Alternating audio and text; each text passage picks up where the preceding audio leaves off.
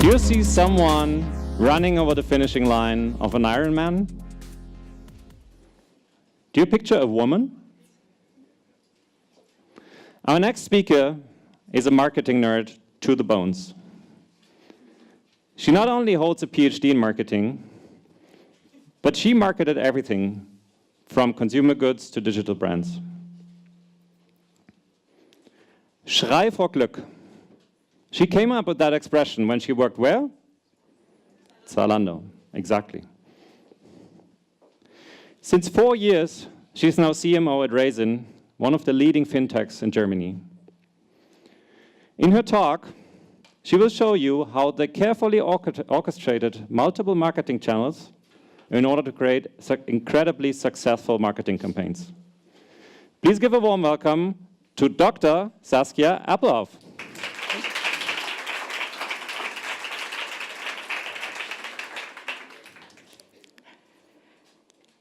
360. If a famous guy like Tony Hawk or Shaun White is a skater or snowboarder does such a trick, I think it looks pretty spectacular, but at the same time also a bit dangerous. And I would say the same holds true for 360 degrees marketing campaigns. And I'll tell you in a minute how we did it at Raisin. But first of all, Raisin. Who knows us? Or the German brand WeltSparen is probably easier. Which is good, actually more than I expected, because you're not necessarily our target group. But at the end, we'll solve a problem that more than 50% of you have.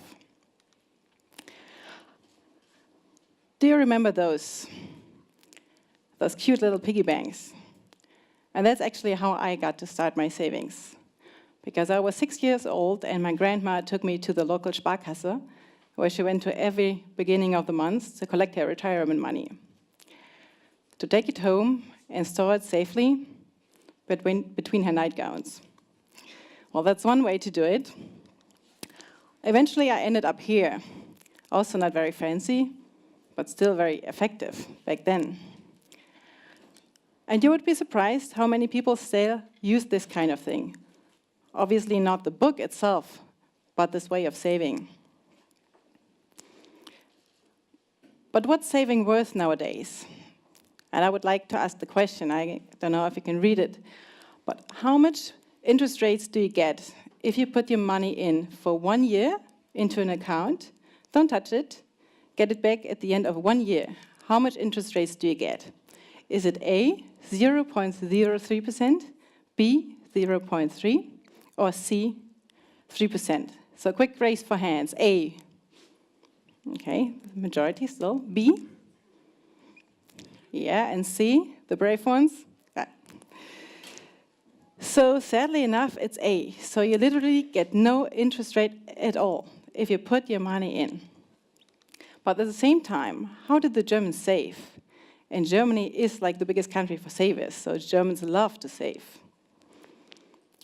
So more than 80% have their money in current or saving account, which I think is just a paradox. I mean, on the one hand side, you literally get no money at all. On the other side, people are still using it. And don't get me wrong, because saving is good, and also term deposits or overnight is pretty good, because it's very easy. You put your money in, no need to worry. It's safe. It's almost risk-free, or it is risk-free if you have a term deposit. So really, it's a good product. It just doesn't make sense if you get no interest rates. And this is actually where Raisin comes in. Because what we do, we connect savers on the one hand side with our partner banks on the other side. Because there are still banks that give you interest rates. It's just simply not your local house bank or the big ones. It's the smaller ones. Some of them are abroad, not in Germany, but we also have German banks. Why do they can still offer high interest rates? It's just simply not their core business until now. Often they don't have retail business. And that's what we do. We connect them with our customers and they can save. Just to give you some numbers, the highest interest rate we pay nowadays is 2.2%. So compared to the 0.03, I think it is a big difference. We've been running for 5 years now and got to about 150,000 happy customers, which I think is pretty cool for financial services. But if you think about all those more than 80% having a saving account, a current account, obviously those 150 are just the tip of the iceberg, so it's just the very beginning. But how do we market a product like that? Especially if you think about financial services, and probably if you relate to yourself, it's not the most fun, it's not the most emotional product. It's way different than marketing shoes. There's a quote, I think it's pretty drastic, but holds true.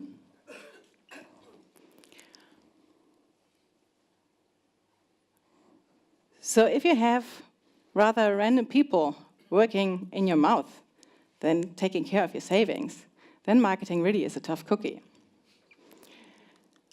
This is our target group. It's also, I would say, not the most easiest one. We're targeting people 50 plus, because they have the money. Majority of our current customers are men, but the share of the women are growing. So how do we reach those people? We started off, I would say, the direct way. We did a lot of marketing, search engine marketing, a lot of affiliate incorporations. Those two are the most important marketing channels. They have been, they are, and they probably will be. But still, scaling is quite difficult because just a set of keywords or a search, it's like really no long tail there. So we quickly had to move to something else and find another channel how to reach those people. We tried a lot of those newer channels, like Facebook and the stuff for the younger crowd. Didn't work so well for us. So we came to TV, which is also very nice because still our target group actually watches TV. But same thing there. If you really want to put a performance focus on there, scaling also gets difficult. Though the idea of raising awareness first, telling the people that they have a need to put the money in and do something about their financials is right. So we came to out of home. Out of home even sounds pretty old school, and it is in a way. It's very offline. I'm talking about billboards, I'm talking about city light posters, info screens, stickers in public transportation. So very offline, but that's where our target group is. So for our first flight, we started with a visual and said, okay, we can't just simply take an online banner and put it offline. That probably wouldn't work. So we came up with this. Very loud, colorful. Well, we called it our interest granny. For all those non-German speakers, it's translating in a way like, are you crazy? Are you saving in a crazy way? We had our highest interest rate and a bonus on there. For the first flight, we picked 2 cities that were important to us. We gave them about a budget of 55K each. And we started with different visuals. Like here, it's stickers in public transportation, it's city light posters, and billboards. And we got an uplift of 17% in registration, because this is our KPI registration. Well, that was a good start. Could have been worse. But still, on the other side, it wasn't that exciting. We thought, okay, there must be more. And we quickly moved to our second flight. Again, we started with a visual. And with the interest granny I just showed you before, it was loud, it was cool, but at the same time, we also got feedback that it might have been too much, too young, too aggressive, not serious enough. Okay, we said, let's go take a step back. So with this visual, we still thought it was like modern and clean, also not like all the other banks. We had our interest rate, we had the bonus, and we had a strong slogan. For the second flight, we added another city, but kept the budget per city. And what we did, we also added a dedicated TV spot. So we had the TV spot and the visual aligned. On top, we were in the season, because January, February is the strongest season for financial products. And what did we get? Nothing. Well, there was some surprise there, to put it nicely. We really hadn't a clue because we thought we did everything right. I mean, we incorporated the feedback we got. We had a dedicated TV spot. Like, we had really good placements, so really not so clear why it didn't work. So we went to our third flight. Again, started with a visual and said, okay, maybe the interest granny was too wacky. Maybe the guy was a bit too boring, so something in the middle. Something that still would stick out of the crowd because we're still talking about out of home. We had strong slogans, all related to money. And for example, for the little frogs, so frogs in German is a colloquial expression for money, like squid or bugs in English. So everything was playing around those. We used our corporate colors, so really made sure that the branding was okay, so that people that would see the out-of-home advertisement would still somehow connect it to us and our company colors. We had the interest rate again, and also this time we really put a big promotional scheme behind it. So we had our welcome bonus and we doubled it and made sure everyone was aware of that.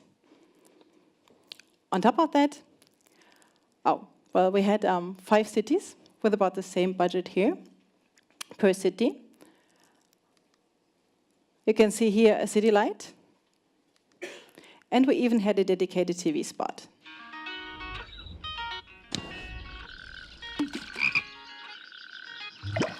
Auch deine Kröten wollen sich vermehren. Jetzt mit WeltSparen von attraktiven Tages- und Festgeldern profitieren. WeltSparen. So, I think very clear, promotional driven. And what we added differently to all the other times before, we included the middle or the lower funnel. In all those cities where we had those out-of-home advertising, we also had mailings, newsletters, and direct mail.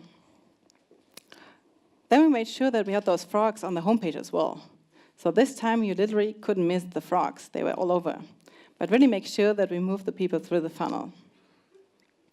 And what did we get this time? Uplift of 66%. So that was cool. Everyone was happy this time. On top of that, we also get very positive feedback on the qualitative side.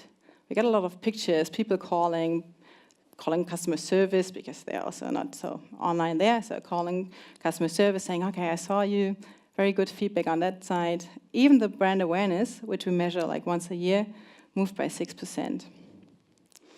So what did the trick at the end? Certainly not out of home alone, but for me it's clear it's a mixture of those and a clear focus on 360. So we had one strong message with a clear call to action, make more out of your money. We had it along all the touch points. And we had a lot of branding, so you could really not miss the frogs at all. And at the end, we were persistent. Like I said before, we didn't see it as a sprint. We really used it as a marathon. But at the end, we got rewarded. So 360 at the end is probably not as dangerous as practicing a trick for skate or snowboard. But it's still dangerous and a bit scary because you can burn a lot of money on the way. But for me, it's clear, if you practice enough, it's worth the effort. And I can just encourage you to give it a try as well. Thank you.